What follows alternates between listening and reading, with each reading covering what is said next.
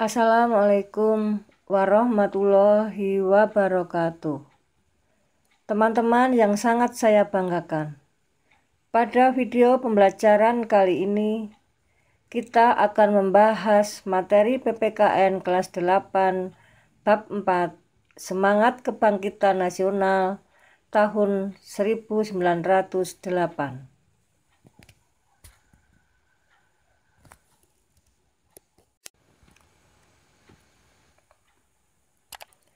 Materi ini disampaikan oleh Puji Astuti.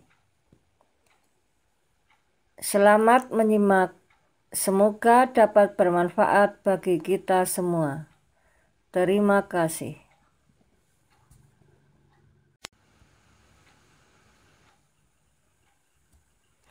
Belajar PPKN sangat asik dan menyenangkan.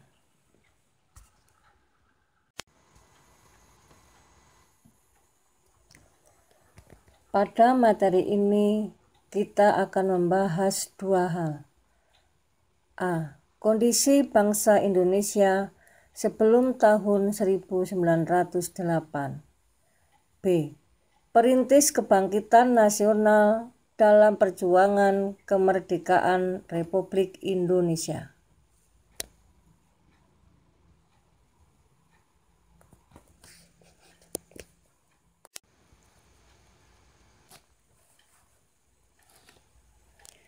A. Kondisi bangsa Indonesia sebelum tahun 1908. Bangsa Indonesia mengalami berbagai penderitaan antara lain 1. Berdirinya VOC 20 Maret 1602. Sejak VOC berdiri, dimulailah berbagai bentuk kekerasan yang menimpa rakyat Indonesia. Penderitaan rakyat Indonesia terjadi dalam berbagai segi kehidupan. Di berbagai daerah, VOC melakukan tindakan dengan melaksanakan politik divide et impera atau adu domba.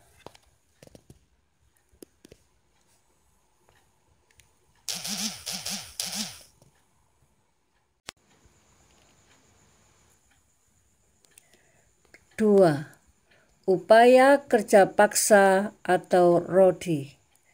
Bangsa Indonesia makin menderita ketika Daendels antara tahun 1808 sampai 1811 berkuasa.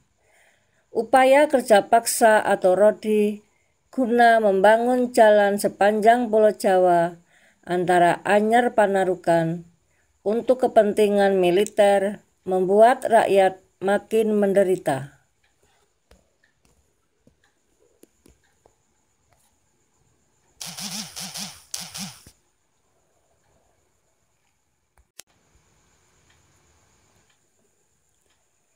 Tiga. Diterapkannya kultur stelsel. Penderitaan berlanjut karena Belanda kemudian menerapkan kultur stelsel atau tanam paksa. Peraturan tanam paksa diterapkan oleh Gubernur Jenderal Hindia Belanda Van den Bosch tahun 1828.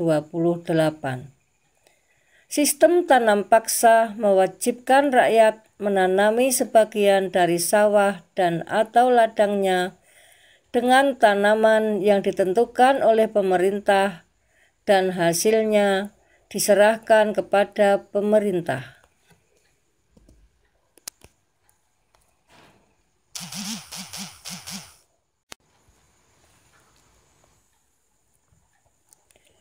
Penderitaan bangsa Indonesia menumbuhkan benih perlawanan di berbagai daerah.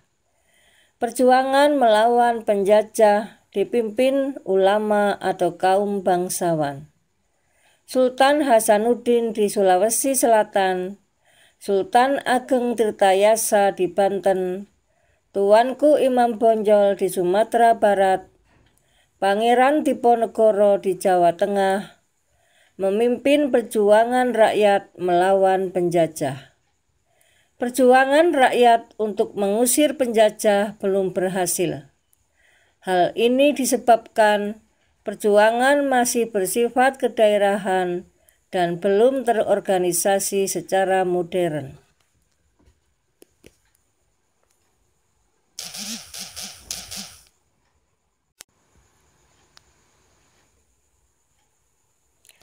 Penderitaan bangsa Indonesia menyadarkan beberapa orang Belanda yang tinggal atau pernah tinggal di Indonesia. Di antaranya Baron van Hove, Eduardo Westdekker, dan Mr. van Deventer. Eduardo Westdekker terkenal dengan nama samaran Multatuli, menulis buku Max Havelaar pada tahun 1860. Buku ini menggambarkan bagaimana penderitaan rakyat Lebak, Banten akibat penjajahan Belanda. Mr. van Deventer mengusulkan agar pemerintah Belanda menerapkan politik balas budi, etis politik.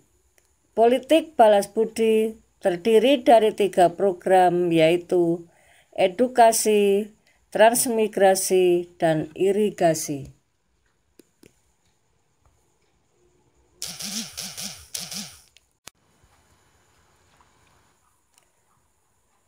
Teman-teman yang sangat saya banggakan, kita sampai pada pembahasan bagian B. Perintis kebangkitan nasional dalam perjuangan kemerdekaan Republik Indonesia.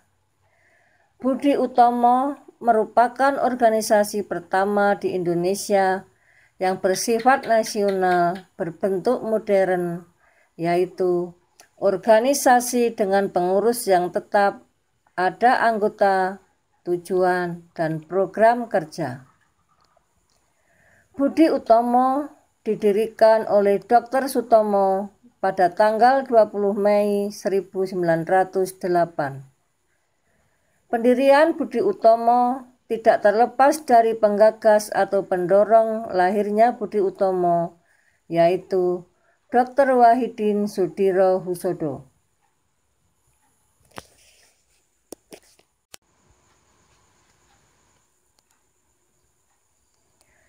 Tahap-tahap pembinaan Persatuan Bangsa Indonesia meliputi 1.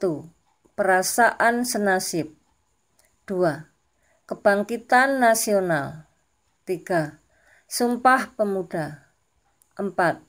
Proklamasi Kemerdekaan.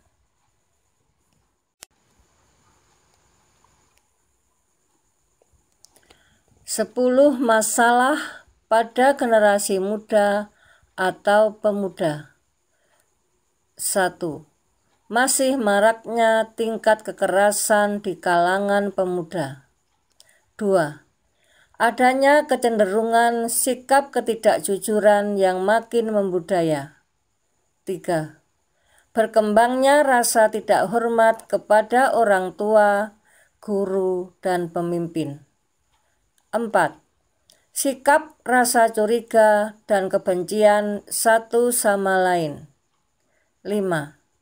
Penggunaan bahasa Indonesia makin memburuk.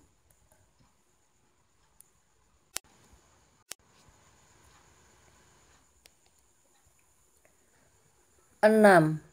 Berkembangnya perilaku menyimpang di kalangan pemuda, antara lain narkoba, pornografi, porno aksi, dan lain-lain. 7. Kecenderungan mengadopsi nilai-nilai budaya asing. 8. Melemahnya idealisme, patriotisme, serta mengendapnya semangat kebangsaan. 9. Meningkatnya sikap pragmatisme dan hedonisme. 10. Makin kabur pedoman yang berlaku dan sikap acuh tak acuh terhadap pedoman ajaran agama.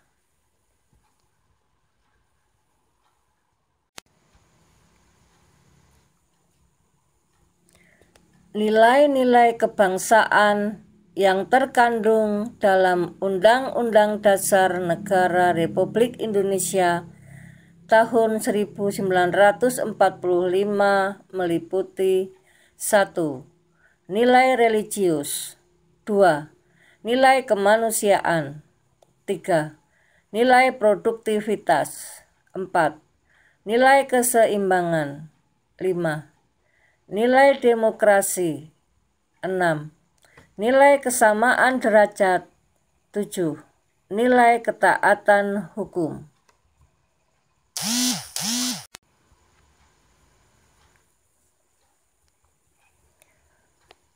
Keunggulan-keunggulan yang dimiliki bangsa Indonesia antara lain: 1. Jumlah dan potensi penduduknya yang cukup besar, yaitu menempati urutan keempat di dunia setelah RRC, India, dan Amerika Serikat.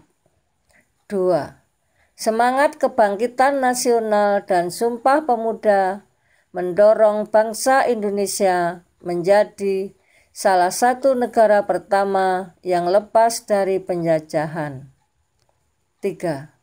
Memiliki keanekaragaman dalam berbagai aspek kehidupan sosial budaya seperti adat istiadat, bahasa, agama, kesenian.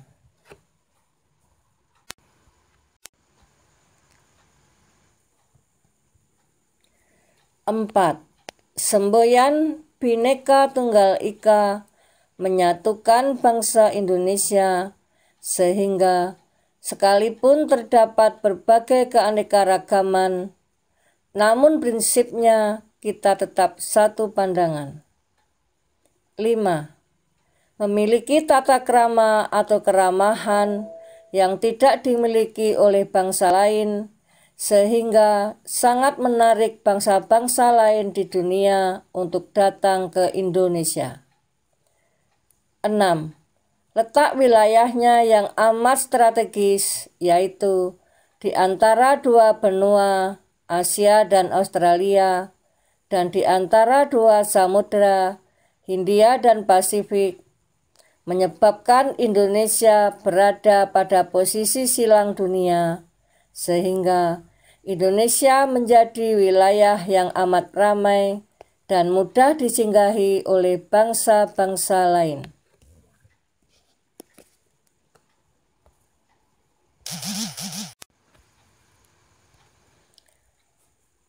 7. Keindahan alam Indonesia tidak disangsikan lagi. Keanekaragaman flora dan faunanya membuat bangsa Indonesia juga sering dikunjungi oleh bangsa-bangsa lain. 8. Wilayah darat dan laut Indonesia sangat luas. Hal ini menjadi modal bagi kesejahteraan bangsa Indonesia. 9. Tanahnya amat subur dan kaya akan sumber alam dengan matahari yang bersinar sepanjang tahun.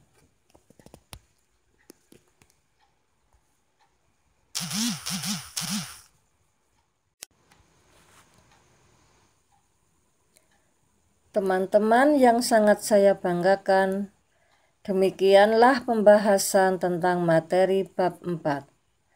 Semoga dapat bermanfaat bagi kita semua. Terima kasih. Tetap semangat belajar. Sukses selalu. Wassalamualaikum warahmatullahi wabarakatuh.